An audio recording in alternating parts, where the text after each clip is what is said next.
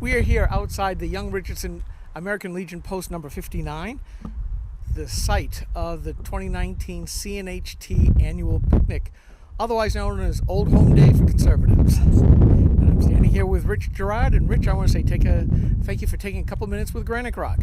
Always glad to talk to the Grok. So why are you here? I see a sticker, I heard your speech, but why else would you be here? Well, I came here to show my long-standing support for the Coalition of New Hampshire Taxpayers and the organizations that participate here. I think it's important that we gather and talk to each other. And I also, you mentioned that I spoke, I also wanted to share a message about what's coming at the city of Manchester, where Mayor Craig, by some prediction, may either raise or receive $1 million or more in in-kind help from the 24 presidential campaigns on the Democratic side that are going to be in the city of Manchester backing her effort, to let people here know what the stakes are and what conservatives really need to do if they are to stand against the tide that is poised to wash over the city in the 2019 election. Well, it's obvious from your speech, it's more than excuse me, more than just getting on the keyboard and whatever social media that you want, although that is helpful. Well, it's really helpful because, supporters of local candidates, of conservatives, are often not the keyboard warriors that the liberals and the Democrats are. And social media is a particularly important part of campaigning in today's day and age.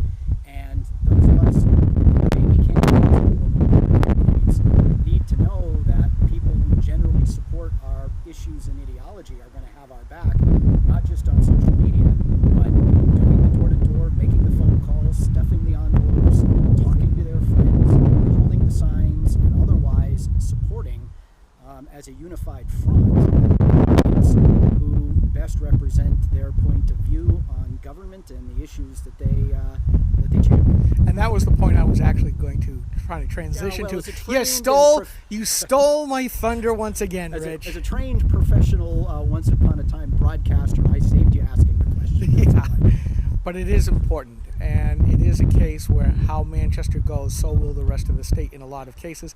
We're about to get rained on badly, and I didn't listen to you as far as being undercover. But you're absolutely right.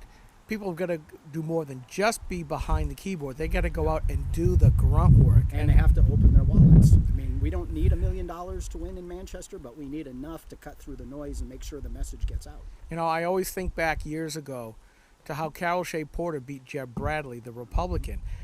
She got outspent by gazillions. Mm-hmm. She had an army, however, of volunteers. And somebody just told me a volunteer is worth about $50 an hour. And people ought to think about that, and you know that. Yep. That a volunteer doing the active work that's necessary for everything is a valuable resource. It's a huge resource. That said, if people don't open their wallets, the literature they drop, the mailers they stamp, the phone calls that they make, can't happen because you got to pay the rent, you got to buy the materials.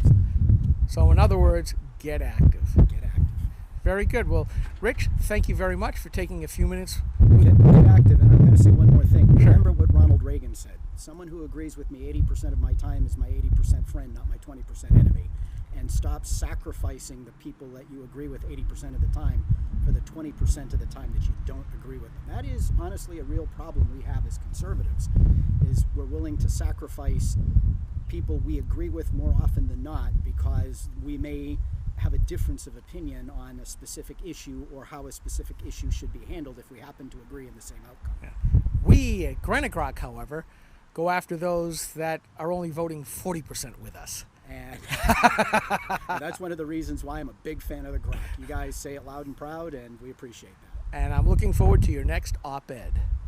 Well, depending on what I do with the school board election, there may be more time for me to actually write those op-eds. We'll see. All righty. Well, thanks for taking a few minutes with Granite Rock. Always my pleasure. Thank you.